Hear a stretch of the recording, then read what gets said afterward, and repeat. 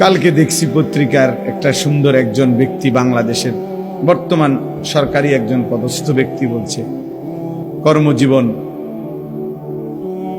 এমনভাবে শেষ করবেন যেন কর্মজীবনের শেষে হাতকড়া পড়তে না হয়। আফসোস, আফসোস এটা যে কেমন জিন্দিগি, যে জিন্দিগি হাতের আঙ্গুলের ইশারায় দাপটে পুরা আদালত প্রাঙ্গণ থরথর করে কাঁপত।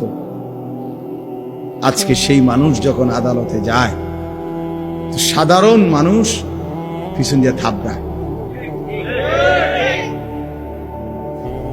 হায় অহংকারী, অহংকার, হায় ক্ষমতা, হায় ক্ষমতা, কি নিদারুণ অপমান। নির্বাক তাকায় রয়েছে, একটা শব্দ উত্তর দেয় না। কি বলবে এরপরে? আর কি বলবে এরপরে? আর কি বেইজ্জতি হইতে পারে যে পথচারী ঘাড় ছাইয়া থাপড়াইতেছে পুলিশের ব্যারিকেডের ভিতরে? এই সেই আদালত যে আদালতে আঙ্গুলের ইশারায় উঠত বসত।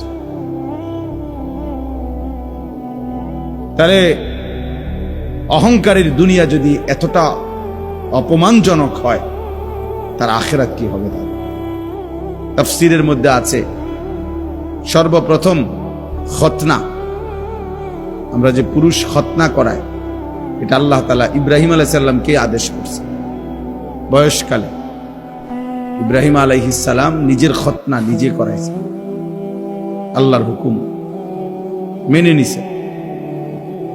সর্বপ্রথম চুল দাড়ি সাদা হয়েছে ইব্রাহিম আলাইহিস সালাম, অর্থাৎ এর আগে মানুষের চুল দাড়ি সাদা হতো না, কালোই থাকতো মৃত্যু পর্যন্ত, বুড়া হইল।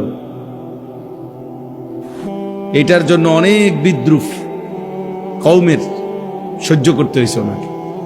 সবাই বলছে ধর্মান্তরিত হওয়ার কারণে, বাপদাদার ধর্ম ছেড়ে দেওয়ার কারণে এমন হয়েছে, কিন্তু তিনি আল্লাহ তাআলার ভালোবাসায় সেটা গ্রহণ করে নিয়েছেন।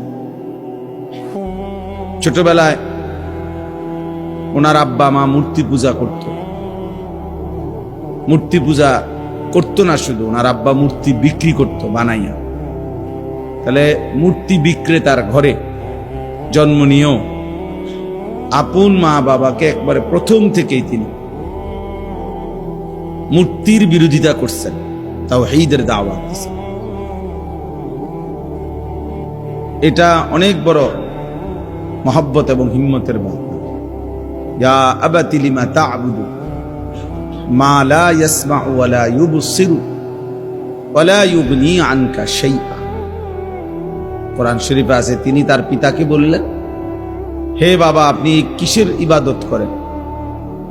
মা লা ইয়াসমাউ, যে কিছুই শুনে না, ওয়া লা ইউবসিরু, যে কিছু দেখেও না, ওয়া লা ইউগনি আনকা শাইআন, যে কোনো সামান্যতম উপকারও করতে পারে না।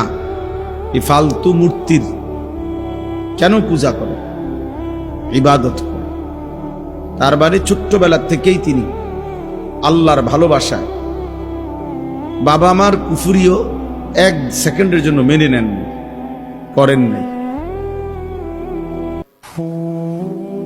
আগুনের কুণ্ডলিতে নমরুদ যখন ফেলাইছেন, তখন তিনি জিব্রাইলের মতো ফেরেশতা, মিকাইল, ইসরাফিল, আজরাইল, এই চারজন ফেরেশতাই উনাকে সাহায্য করতে চাইছেন, তাফসীরে আছে। কিন্তু উনি ওদের সাহায্যও প্রত্যাখ্যান করছেন, বুঝছে না, তোমরাও লাগবে না, যাও, যার জন্য আমি আগুনে পড়তে যাচ্ছি তিনি আমাকে দেখতেছেন, তিনি আমার জন্য যথেষ্ট। হাসবি আল্লাহ, হাসবি আল্লাহ, ইব্রাহিম আলাইহিস সালামের বাক্য, আমার জন্য আল্লাহই যথেষ্ট। 84 বছর বয়সে অনেক কান্নাকাটির পরে আল্লাহ তাআলা ওনার ছেলে ইসমাঈলকে দিয়েছিলেন, একটা সন্তান দান করছিলেন। তো আল্লাহ তাআলা বলছেন তুমি সন্তানটাকে আদর করবা না, চুমা দিবা না, কোলে নিবা না। বলছে ঠিক আছে। তো দেন নাই, আদর করেন নাই, আপনি শুধু তাকাইয়া দেখতেন। আল্লাহর ভালোবাসার পরীক্ষা দিচ্ছে, তাফসীরে আছে। কিছুদিন পরে আল্লাহ তাআলা বলছেন এতদিন তো দেখতে দিছি শুধু, এবার দেখতেও দেব না। চোখের আড়ালে এই বাচ্চা এবং বাচ্চার মা হাজেরাকে দূরে মরুভূমিতে রেখে আস। ঠিক আছে।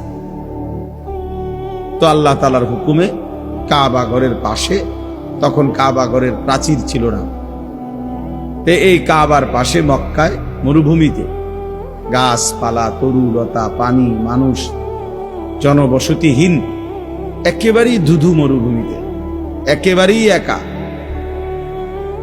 রেখে আসছে।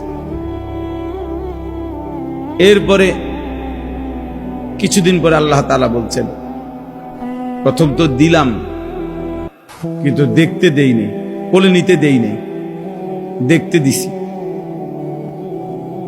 এখন দূরে সরাই দিছি, তো মনে মনে সান্ত্বনা ছিল, আচ্ছা যাক, ফুত না দেখলে কিছু আছে, তো দূরে হলেও আছে। তা আল্লাহ তাআলা এবার বললেন না, আর দুনিয়াতেই থাকবে না, বরং তাকে জবাই করে আমার কাছে দিয়ে দাও।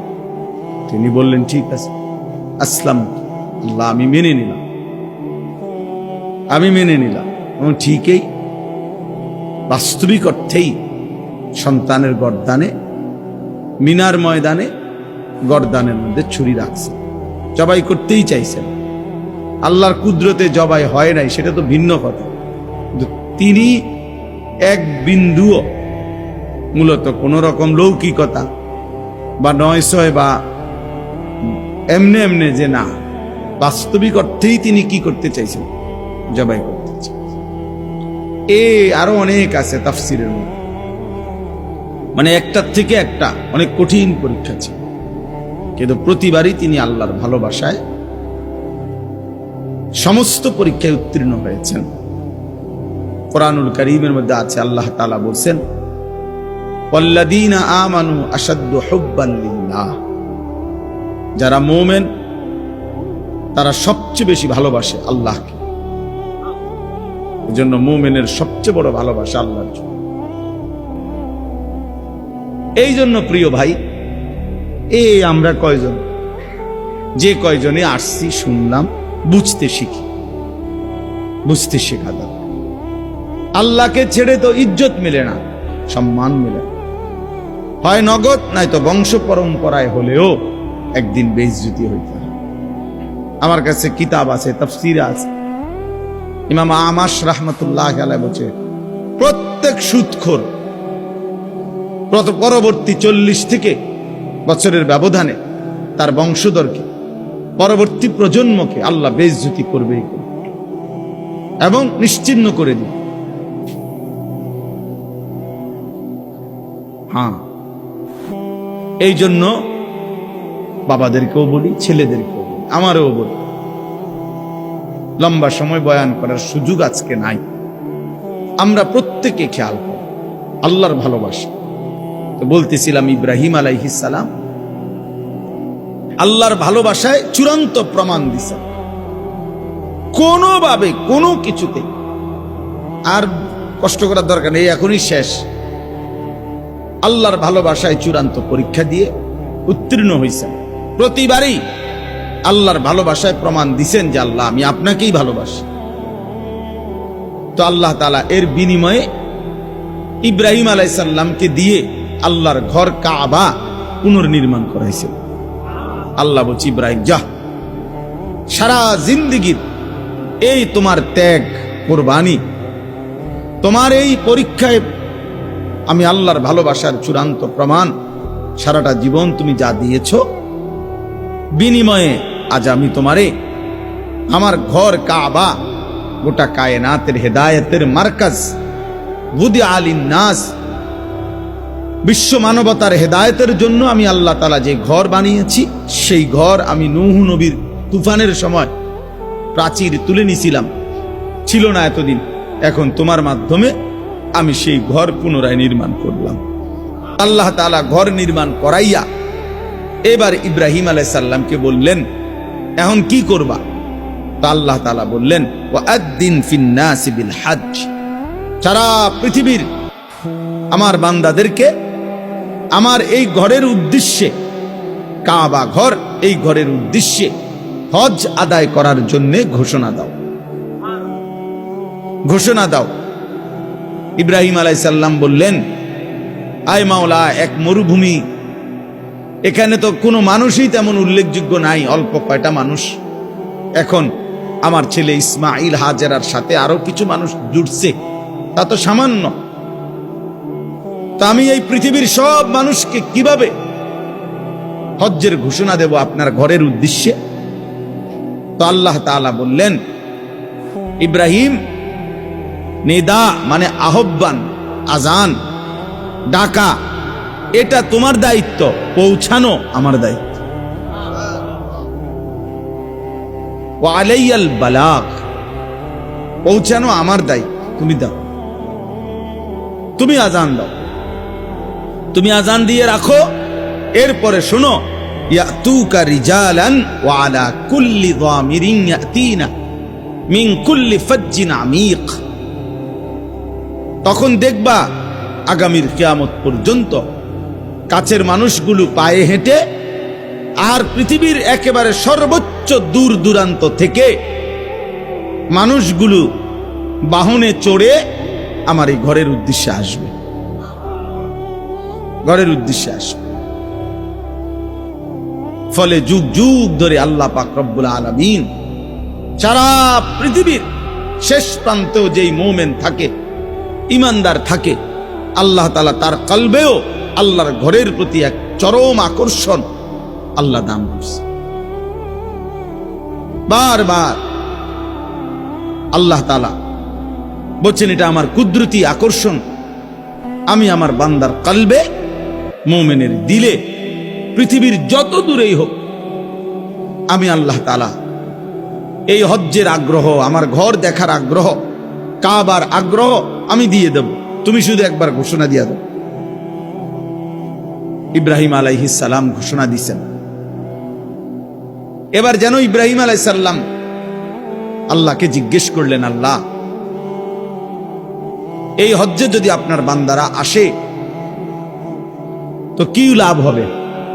তো আল্লাহ বলেন, লিয়াশহাদু মানাফিআ লাহুম, তারা যেন আইসাই তাদের উপকারিতা দেখে নেয়, মানে আসলেই বুঝবে রূহের কি খোরাক হইছে, আমলের মধ্যে কি বরকত হইছে, দিলের মধ্যে কি অনুভূতি জাগছে, আখিরাতের প্রেরণা জাগছে, নেক কাজের জজবা তৈরি হইছে, গুনাহ ছেড়ে দেওয়ার মতো হিম্মত তৈরি হইছে, আখিরাত এবং জান্নাতের জন্য নিজেকে প্রস্তুত করার যেই তৌফিক হয়েছে, এর চাইতে বড় উপকার আর কি হতে পারে? এর চাইতে বড় উপকার। এই জন্য আলহামদুলিল্লাহ যুগ যুগ ধরে হজ্জের বরকতে, আল্লাহর ঘর জিয়ারতের বরকতে, মক্কা মদিনার এই সফরের বরকতে মানুষের জিন্দিগিতে বড় ধরনের কি হয়? পরিবর্তন। অনেক মানুষ আলহামদুলিল্লাহ পরিবর্তন হয়, বদলায় যায়, চেহারা, সুরত, চলাফেরা, আমল আখলাকের মধ্যে পরিবর্তন, এটা উপকার। আল্লাহ বলেন, এই জন্য এমনি মুখে বলবো না, আমার বান্দা যেন নিজে এসে উপকারিতা দেখে যায়।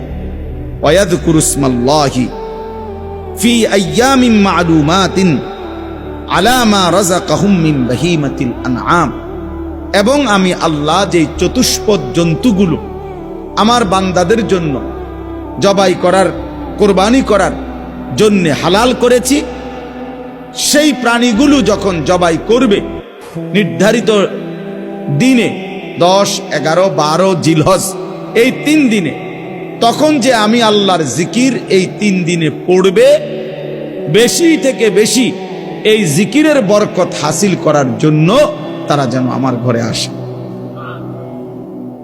তাইলে আল্লাহ তাআলা বলেন, কোন বান্দা যখন আল্লাহর ঘর জিয়ারত করে, 1 নাম্বার হলো সে নিজের চোখে তার জীবনের মধ্যে অনেক উপকারিতা লক্ষ্য করে, পরিবর্তন লক্ষ্য করে।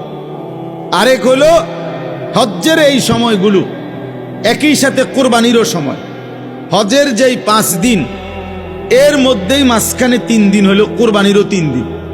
তাহলে হজ্জের 5 দিনের অন্তর্ভুক্ত এই কোরবানির 3 দিনে সব মিলাইয়া হাজার হাজার বার, লক্ষ লক্ষ বার আল্লাহর জিকির করার তৌফিক হয়। লব্বাইক আল্লাহুম্মা লব্বাইক, লব্বাইক লা শারীকা লাক লব্বাইক, ইন্নাল হামদা ওয়ান নি'মাতা লাকা ওয়াল মুলক লা শারীকা লাক।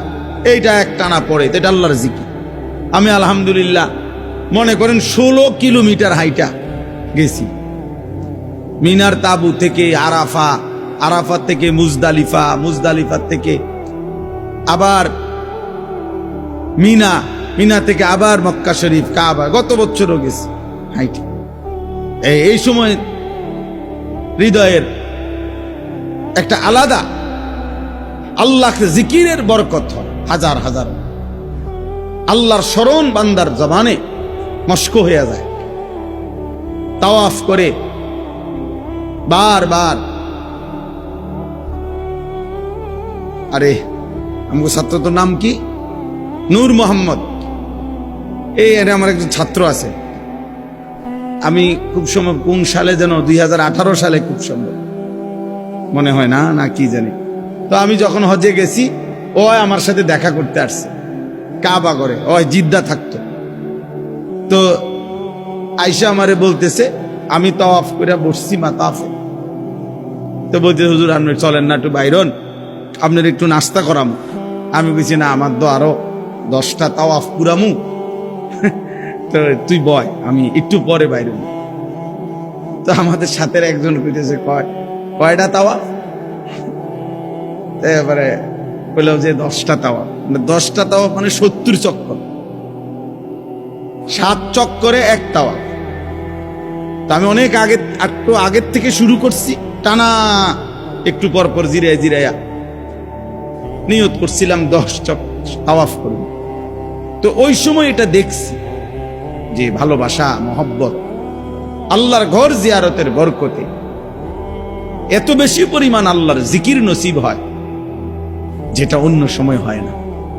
এইটাই আল্লাহ বলছে যে আমার ঘরের হজ করতে আসতে বলো, ঘোষণা দাও, আমি আল্লাহই পৃথিবীর শেষ প্রান্ত থেকে আমার বান্দাদেরকে আনবো, আর এনে আসলে তারা নিজের চোখেই উপকার দেখবে নিজের জীবনে।